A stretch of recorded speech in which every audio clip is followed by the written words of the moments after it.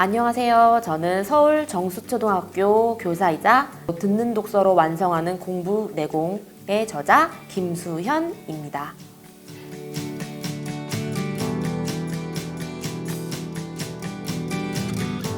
듣는 독서라는 말이 조금 좀 생소하실 거예요. 듣는 독서는 말 그대로 듣는 독서입니다. 그렇게 어려운 개념은 또 아니에요. 어른의 입장으로는 책을 읽어주는 거고, 그리고 그 아이의 입장에서는 낭독이 아닌 듣게 되는 거죠. 그래서 듣는 독서라고 이름을 붙여봤습니다. 자, 듣는 독서를 할 때 아이들은 귀로는 어른의 목소리를 들어야 하고, 그리고 동시에 아이들은 눈으로는 텍스트를 보거나 아니면 이미지를 봐야 해요. 그런데 그냥 보고만 듣고만 이런 것이 아니라 머릿속으로 의미를 구성할 수 있어야 합니다. 그렇기 때문에 듣는 독서는 어떤 한 사람의 일방적인 어떤 액션이 있는 것이 아니라 읽어주는 사람과 그리고 듣는 사람, 이 두 사람의 상호작용이 필수적이라고 볼 수 있는데요. 읽어주는 사람 그리고 듣는 사람, 이 두 명 중에서 어떤 사람의 좀 역할이 더 크다고 생각하세요? 보통은 읽어주는 사람의 좀 능동적인 역할이 필요하기 때문에 읽어주는 사람의 역할이 좀 더 크다고 생각할 수 있겠지만, 아이들이 머릿속에서 의미를 구상하는 이 메커니즘이 작용해야 하기 때문에 사실은 더 주도적인 역할을 해야 하는 사람은 듣는 아이들입니다. 중학교, 고등학교만 해도 1학년과 3학년의 갭이 그렇게 크지는 않잖아요. 그런데 초등학교는 그렇지가 않아요. 1학년하고 6학년 아이들을 두고 봤을 때 물론 신체적인 어떤 모습에서부터 차이가 나지만 그 모습뿐만이 아니라 굉장히 성취도, 어떤 것을 수행하는 능력, 아니면 학습 능력, 인지 능력, 이런 것이 굉장히 차이가 많이 납니다. 그런데 1학년에서 6학년으로 올라갈수록 그 같은 동학년의 아이들을 놓고 보면 아이들끼리 굉장히 차이가 또 크다는 걸 알 수 있어요. 그러니까 좀 쉽게 말하면 똑같은 6학년이라고 하더라도 어떤 6학년은 이 책을 능히 읽어요. 근데 어떤 6학년은 그 책을 능히 읽지 못해요. 책뿐만이 아닙니다. 수학 문제를 풀다 하더라도요. 똑같은 수학 익힘책의 문제를 푸는데 어떤 6학년은 이것을 아주 쉽게 풀어요. 근데 어떤 6학년은 이것을 아주 쉽게 풀지 못합니다. 자, 그러면 그 아이들을 1학년 모습으로 돌아가 볼게요. 1학년 아이들을 놓고 보면 놀랍게도 그 인지 능력의 차이는 아직은 별 차이가 없어요. 근데 1학년 때는 아직은 별 차이가 없다가 왜 아이들이 학년이 올라가면 올라갈수록 차이를 보이는 걸까요? 1학년 때 과연 차이가 없어 보이지만 정말로 차이가 없는 걸까요? 그렇지 않아요. 담임 선생님께서는 분명히 그 차이를 알고 계실 거예요. 무엇이 차이가 나냐면 듣기 능력에 따라서 차이가 많이 나기 때문입니다. 듣는 능력이 달라요. 이 듣는 능력을 조금 어렵게 이야기하면 청해력이라고 표현할 수 있을 것 같아요. 청해력에서 차이가 나는 겁니다.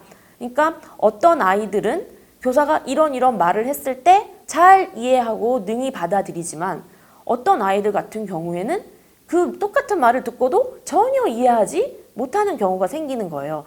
그래서 1학년 때 혹은 7살 때, 그리고 저학년 때, 그리고 늦어도 초등학교 3학년, 즉 10살 이 즈음까지는 부모님이 듣는 독서를 많이 시켜주셔야 돼요. 왜냐하면 듣는 독서는 귀로는 목소리를 듣고 눈으로는 이미지를 보면서 스스로 머릿속에서 의미를 구상하는 그 연습을 평상시에 많이 해두는 그것이 6학년 올라갈수록, 그리고 더 상급 학교에 진학하게 되면 될수록 그 차이를 명명백히 또 알 수 있게 되기 때문입니다. 그래서 듣는 독서는 듣는 것에 좀 중점을 둔 책을 읽기라고 할 수 있을 것 같습니다.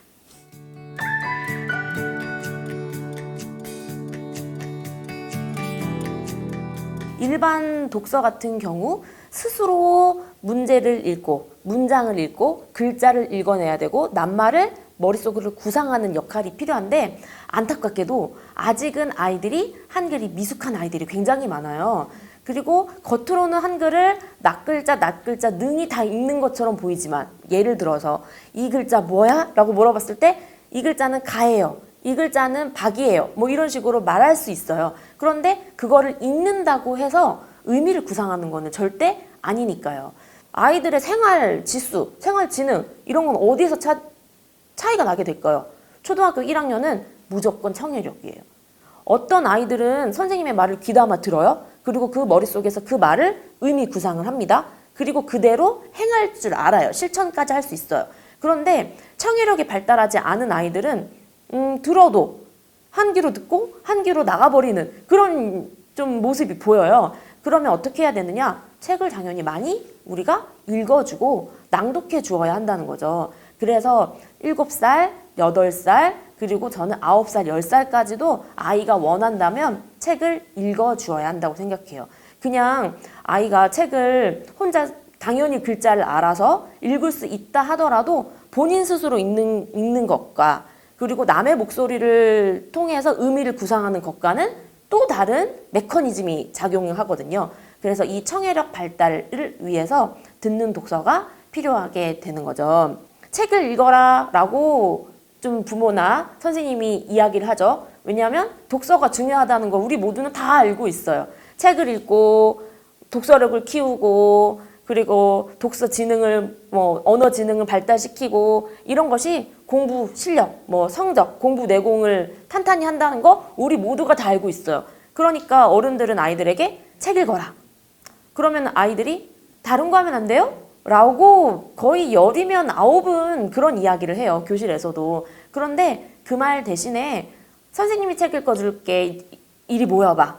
라거나 엄마가 책 읽어줄게. 책 한번 골라와봐. 엄마가 한번 이 책 읽어주고 싶어서 골라왔는데 같이 읽어볼까? 라는 좀 청유형의 문장이 명령, 책 읽어라 이렇게 하는 명령보다 훨씬 더 아이들에게 책이라는 것을 친숙하게 다가갈 수 있는 도구가 되는 거죠. 그래서 저는 이제 그냥 독서 말고 아이들에게 낭독해주고 그리고 아이가 머릿속으로 스스로 듣고 이해하는 청해력을 길러주는 듣는 독서를 좀 많이 했으면 하고 권장하는 바입니다.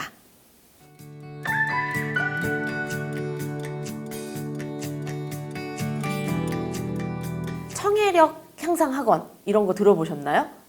많은 학원이 있지만 청해력을 향상시켜주는 학원은 없습니다. 대부분의 학원이 지문이 있고요. 그 지문을 읽고 그 지문에 아이가 내용을 정확하게 이해했는지를 확인을 하고 그리고 자기의 생각과 느낌을 말하는 학원이 많지 이야기를 들어서 아이의 청해력을 향상시켜준다? 이런 거는 조금 어려워요. 왜 그러냐면 청해력이라는 거를 객관적으로 수치화할 수가 없기 때문입니다. 어떤 아이는 너는 청해력 100점, 너는 80점, 너는 70점 이렇게 객관적으로 수치화할 수가 없어요. 그런데 놀랍게도 이 차이가 초등학교 1학년, 2학년, 그리고 3학년 물론 그 이후까지도 굉장히 아이의 공부 내공에 영향을 미친다는 점 때문에 우리가 이걸 정말 놓쳐서는 안 될 것 같아요.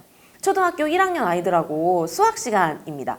아이에게 손바닥만한 종이를 8장을 각 8장을 나눠줬고요. 그 8장 종이에 각자 자기 이름을 조그맣게 쓰라고 했어요. 그 종이 한 장 한 장마다 덧셈 문제를 한 문제씩 내라고 했어요. 책상에 8개의 종이가 있고요. 아이들한테 비행기를 접으라고 이야기했어요. 그리고 비행기를 날리라고 했어요. 교실 곳곳으로 날리라고 했어요. 그래서 얼굴 향하지 말고 안전하게 비행기를 착륙을 시켜라. 이렇게 비행기를 막 곳곳으로 날렸습니다. 당연히 교실 바닥에는 비행기가 여기저기 막 흩어져 있죠. 그리고 이제 제가 지시를 했어요. 자, 1학년 일반 친구들 비행기를 8개 주워오세요. 8개 주워와서 내 책상에 예쁘게 나열하세요. 예쁘게 놓으세요. 이렇게 얘기하고 아이들에게 충분한 시간을 주었습니다. 그런데 어떤 일이 일어났냐?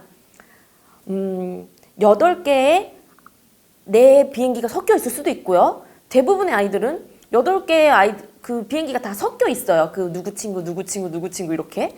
그런데 어떤 아이가 생기냐면 한 개도 주워오지 않은 어린이가 생겨요. 그리고 또 어떤 어린이가 생기냐면 8개가 아니라 9개, 10개, 11개, 12개, 심지어는 13개, 14개를 주운 아이도 생겨요. 그리고 어떤 아이는 날리지 않은 아이도 있어요. 날리지 않은 아이도 있고요. 그리고 또 어떤 아이는 날렸습니다. 그런데 이렇게 와서 이야기해요. 선생님, 아이들 비행기랑 제 비행기랑 섞여서요. 제 비행기 8개가 대체 어디 있는지 모르겠어요. 이렇게 이야기하는 아이들도 생겨요.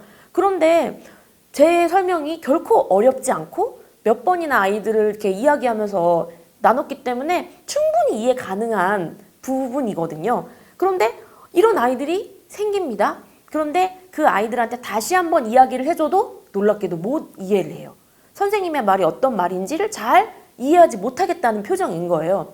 그렇다면 반대로 능히 그렇게 잘 선생님의 지시대로 했던 아이들은 그 친구들을 도와주고 싶은 마음이 생길 거예요. 그래서 가서 선생님이 말씀하신 건 이렇게 해서 이렇게 하라는 거야, 누구야 라고 굉장히 듣는 대로 자기가 선생님한테 들은 대로 자기 목소리로 전달할 수 있어요. 그런데 그 아이들을 어떤 특징이 있는가를 교실에서 잘 지켜보면요. 굉장히 독서력이 있는 아이들이더라. 그러면 그 아이들은 원래부터 책을 잘 읽었나? 원래부터 그렇게 단단한 독서력을 타고났나? 그건 또 아니거든요. 어릴 적에 엄마 아빠 무릎 위에서 책을 많이 들었던 그 경험이 나는 책을 좋아해, 나는 책을 잘 읽어 라는 것으로 발전된 거고요. 그리고 그 발전된 마음이 스스로 책을 펼치게끔 만드는 힘이 되는 거예요. 듣는 독서는 그래서 지금도 해야 하는 겁니다. 한글을 다 깨쳤다고 해서 이제는 중단해야 할 것이 아니에요. 한글을 다 깨쳤어도 아이들이 머릿속으로 의미를 구성하는 그 연습은 아직 턱없이 부족합니다. 게다가 한글을 뗀과 동시에 이제는 너는 읽기 독립을 했기 때문에 너는 이제 책을 혼자 읽어야만 해 라고 굉장히 후련한 마음을 고백하는 엄마들을 현장에서 많이 만날 수 있어요. 한글을 읽거나 읽지 않거나 그거는 별로 중요한 것이 아니에요. 아이들이 청해력, 듣고 이해하는 능력이 어느 정도 이루어져 있는지 그거를 부모님이 객관적으로 판단할 수 없고 어디 학원에 가서도 객관적으로 수치할 수 없기 때문에 꾸준히 어떨 때는 밑빠진 독에 물 붓기 같은 느낌이 들지라도 꾸준히 듣는 독서를 아이에게 제공해 주어야 하는 겁니다.